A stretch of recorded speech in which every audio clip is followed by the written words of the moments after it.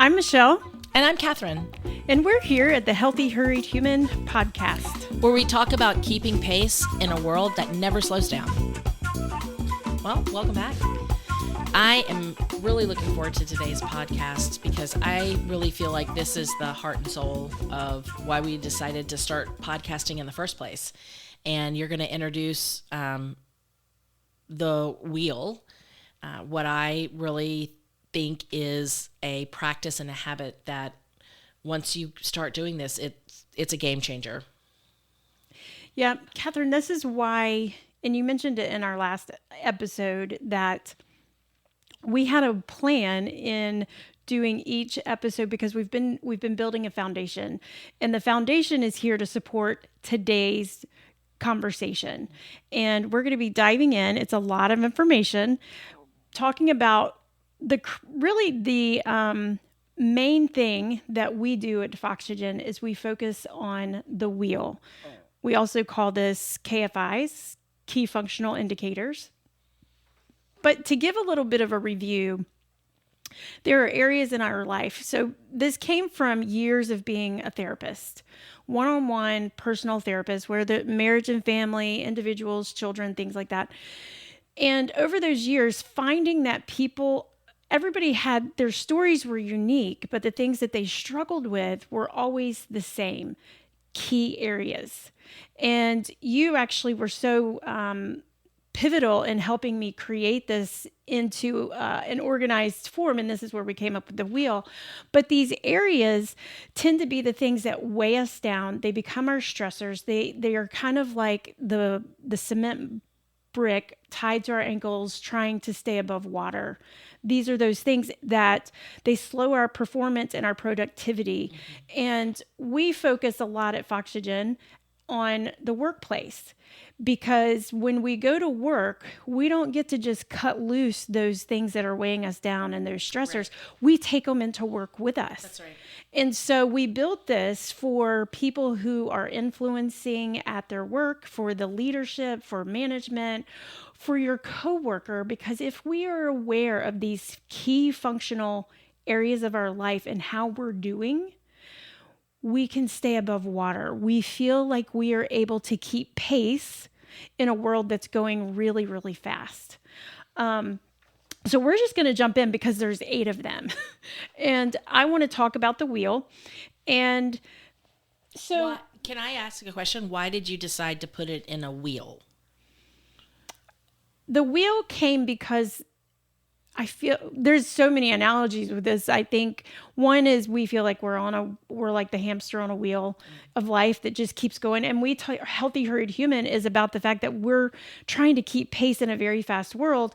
And if we're doing a good job in life, the wheels run smoothly. But if a wheel has a puncture, it doesn't run well. Or if it's flat on one side, our life isn't going to move forward in the way that we want to. So I think the wheel came from kind of thinking we want to not balance, because we've talked about this. We aren't going to be able to sustain a balance in life. That's kind of a mystery for us. We can't, the balance in life is not sustainable.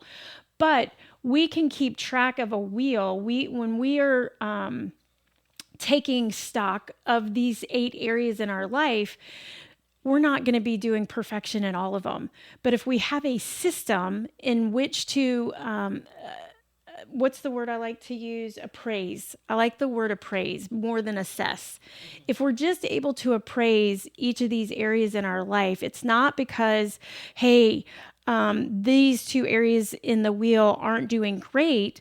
Sometimes it's okay for those areas not to be the main focus of our life. But if we're appraising, we're still able to sustain a healthy living, a healthy quality of life. But we are aware of what's missing, or we're aware of what's lagging. So one of the areas in the wheel is feeling like we don't have a strong purpose.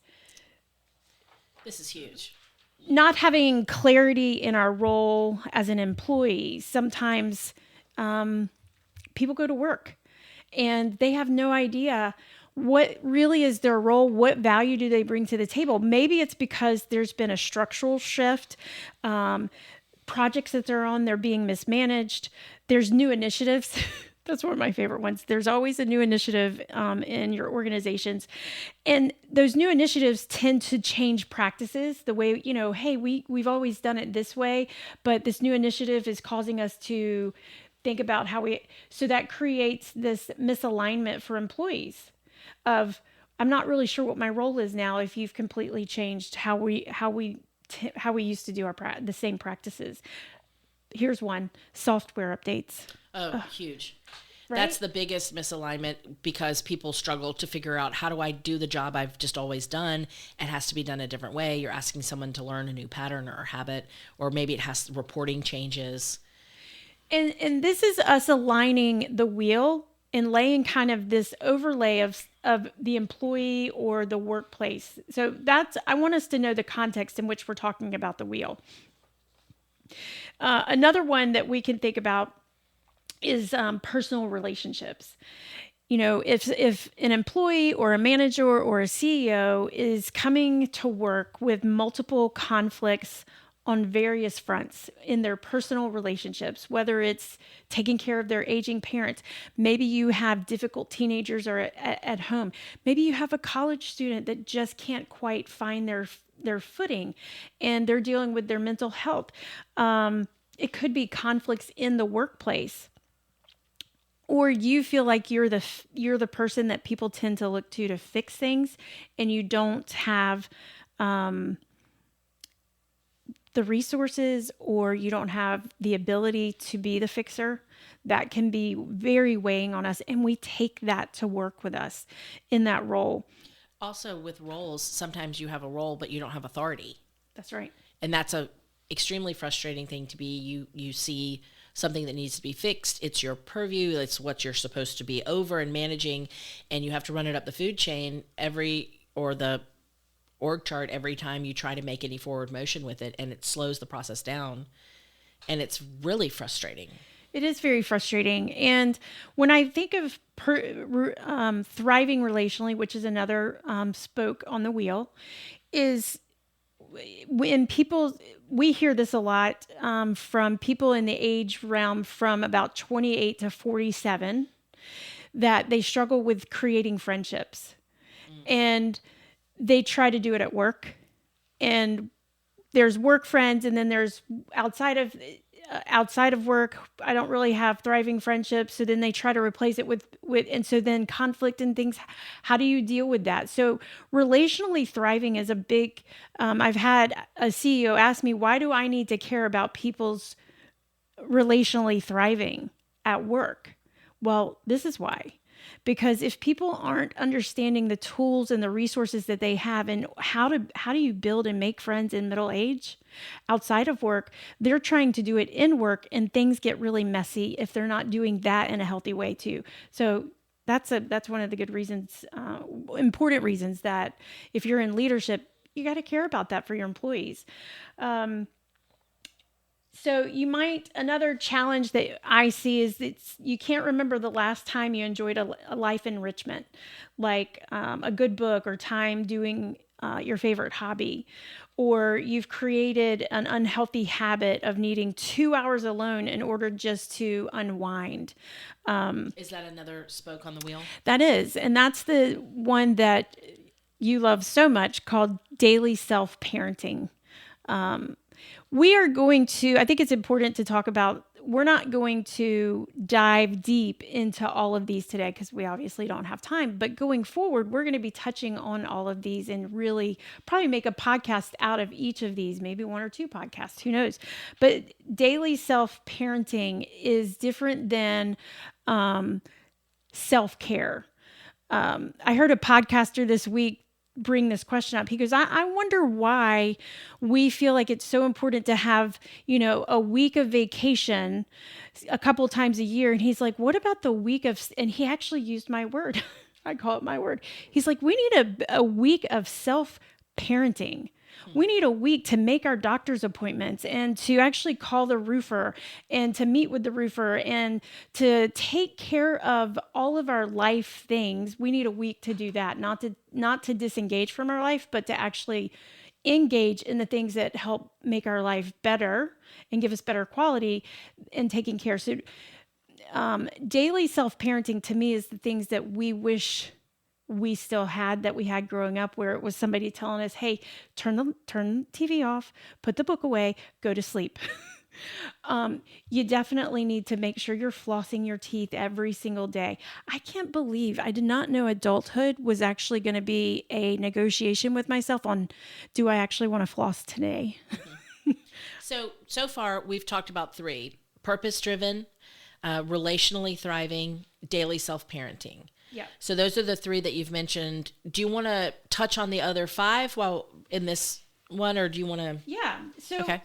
Just listing all of them on the wheel, like you said, purpose-driven, relationally thriving, positive self-growth, healthy inner circle, daily self-parenting, being emotionally grounded, empowering questions, learning to use empowering questions, and then how are we impacting others? What does our life look when we think about centering our life in order to help others succeed and to move forward?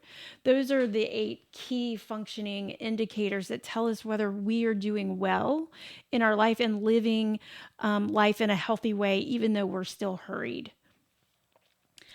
Yeah, that impacting other one, that kind of sounds like it's on an island by itself.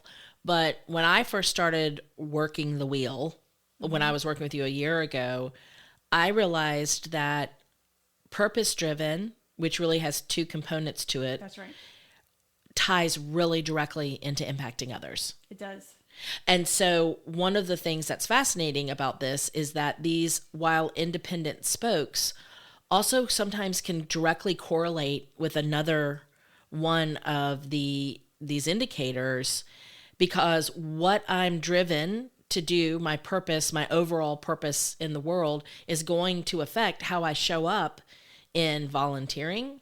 And it's also going to impact how I show up relationally with people. That's right. So why don't you talk a little bit about how these interact with each other? Well, and that was another, you'd asked me earlier about why the wheel, and it's because they're all connected.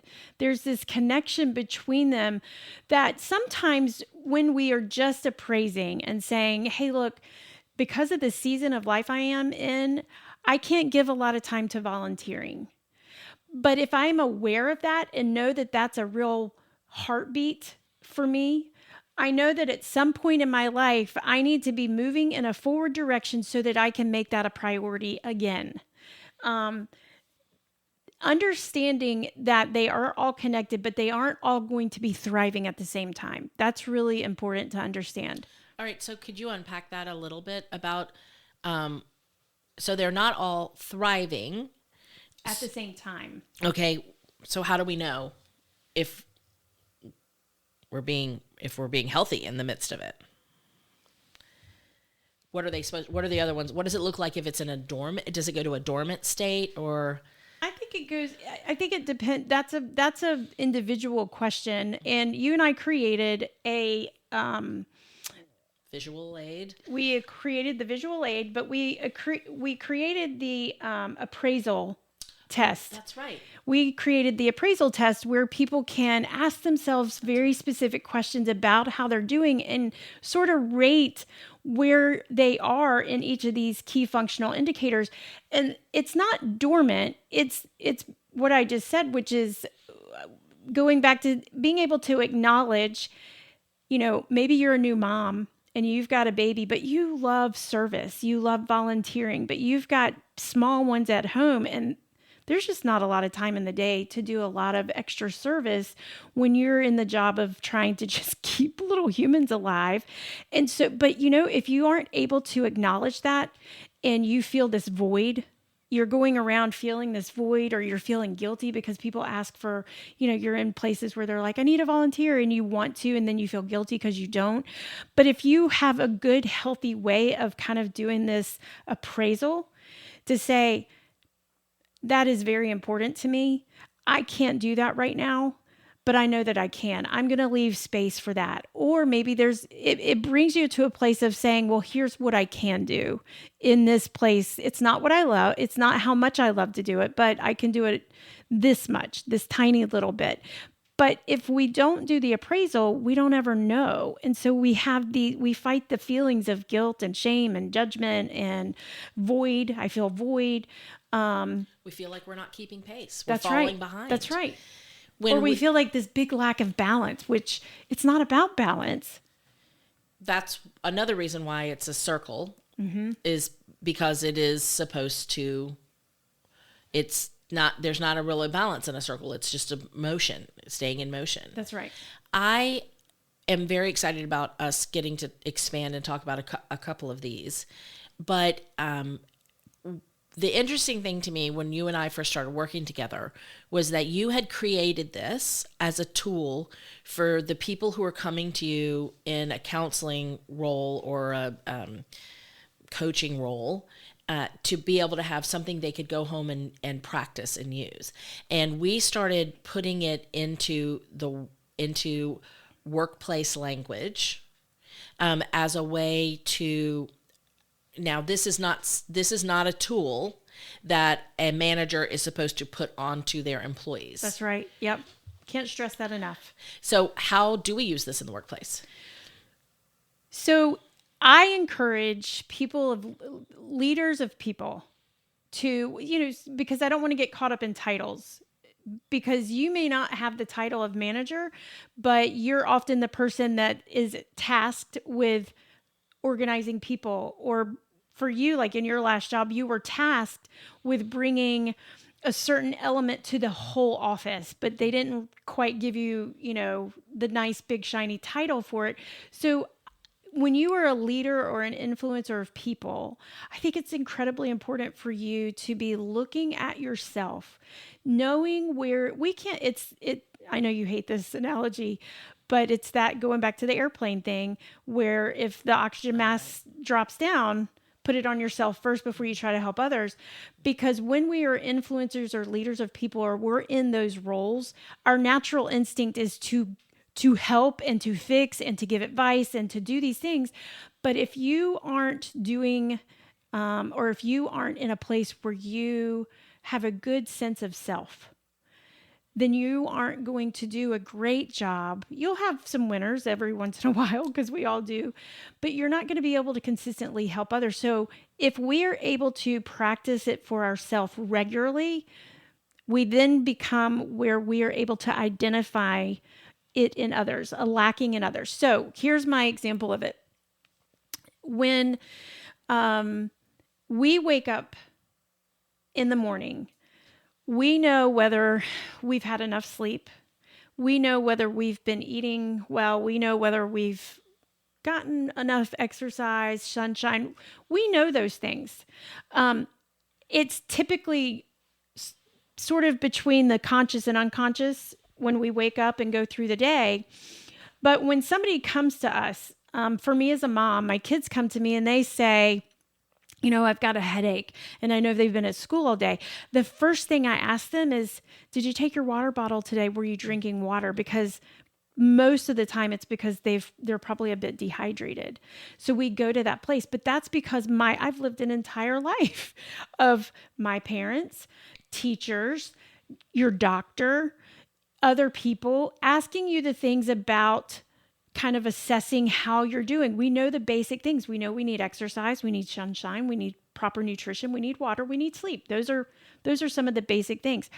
My goal in doing this is to give everybody a catalyst to be able to look at themselves and say, how am I doing emotionally, mentally, relationally? Because you hear me say this all the time. Those three things impact everything else: emotionally, mentally, relationally. And so if you you have this kind of unconscious, conscious way of kind of assimilating, or appraising yourself. And you do it and you practice it. When somebody comes to you that you have influence over, or that you lead, or that you're in relationship with, and they make a complaint or they say something's really off, you're able to go to this place of saying, hey, is it the fact that maybe you're spending a lot of time caring for your aging parents and you haven't been able to take care of yourself?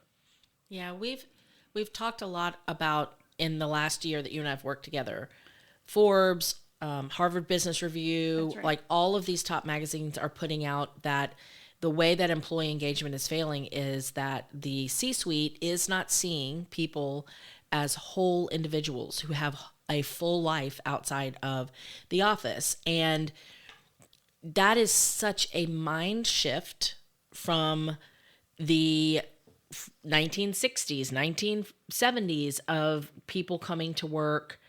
It's such a different mind shift of seeing your employees as whole people.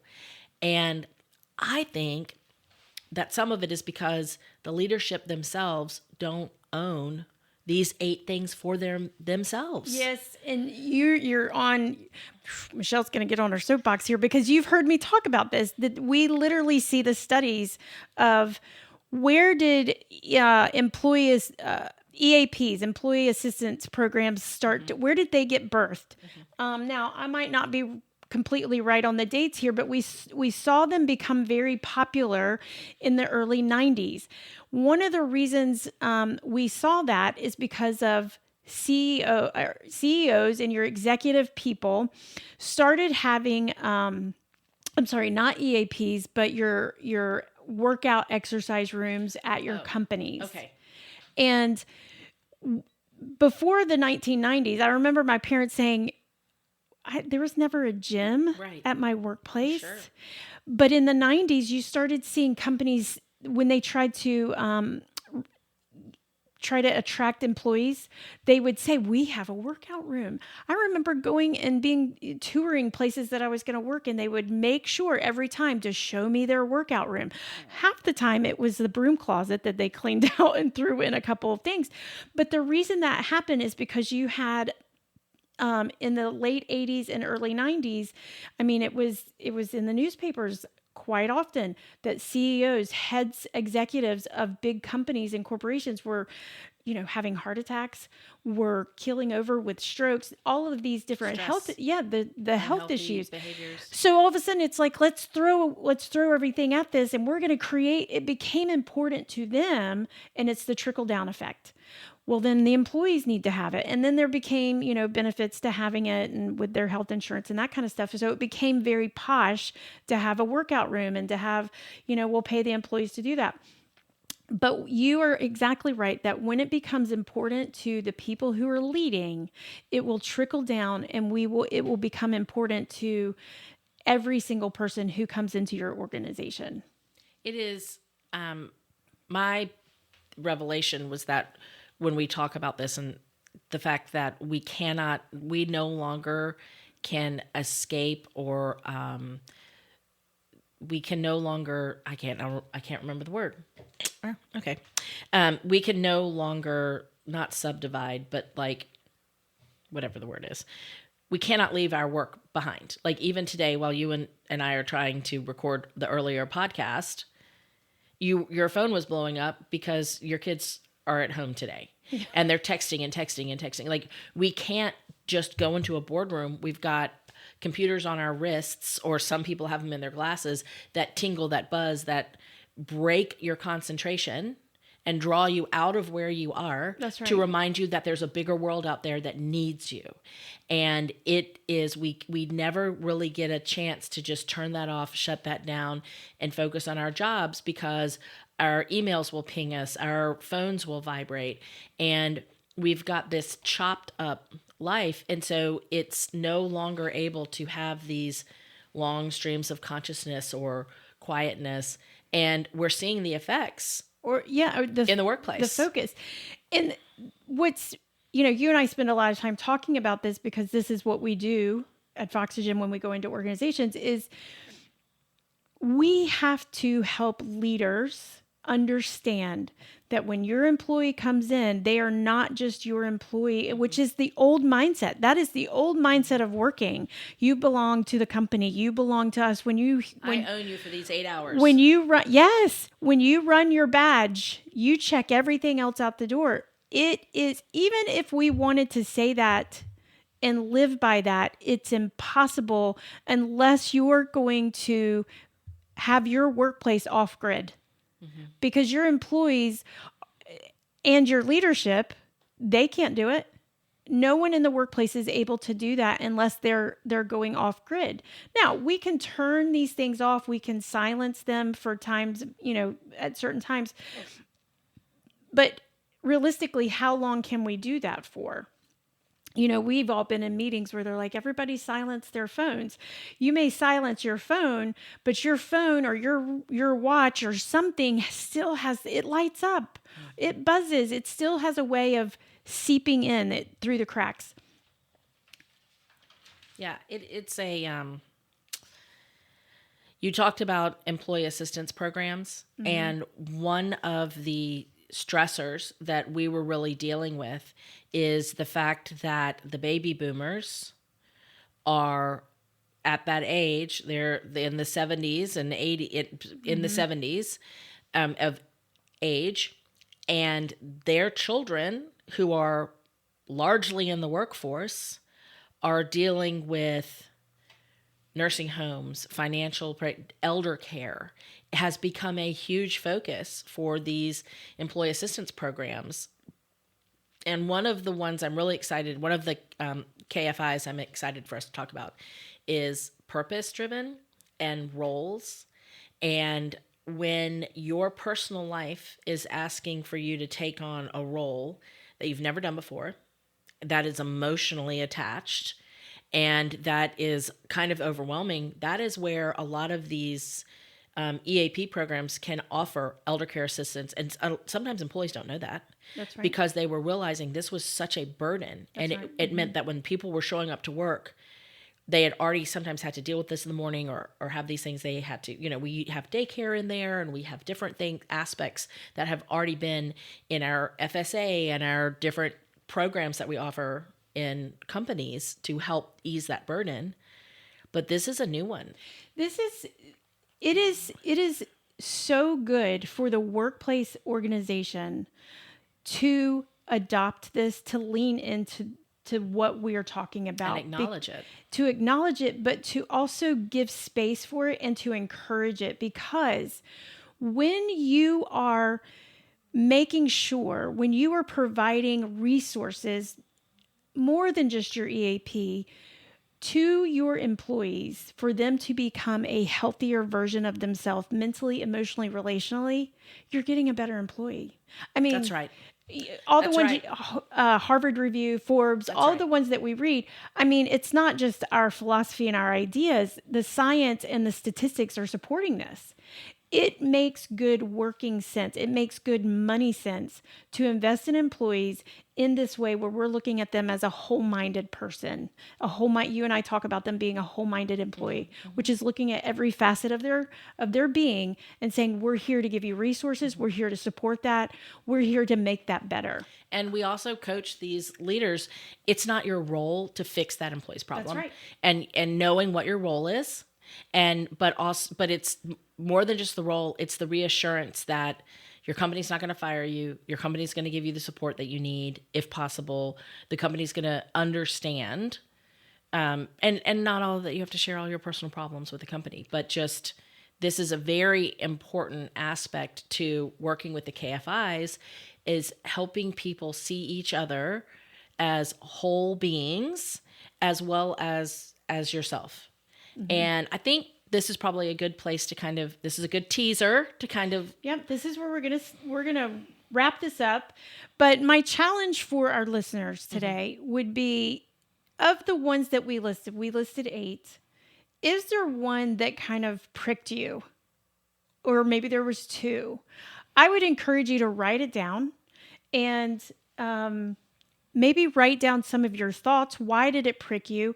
But more importantly, if you'd like, you can go to our page and we have the wheel where you can actually see it. There's a visual aid for our listeners, and you can actually see you can print it off and get the wheel. And eventually we're going to be able to get that appraisal that we've created for them, and they'll be able to take it as we dive in more in depth in each of these.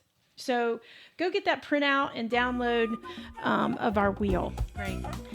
Thank you, Michelle. This is a tool that really has impacted my life, and I'm really excited that we get to offer it to a larger community. The Healthy Hurried Human Podcast is presented by Foxygen Consulting. At Foxygen, we provide business and performance psychology and consulting. We believe healthier people make a healthier workplace. Foxygen Consulting, breathing new life into your organization.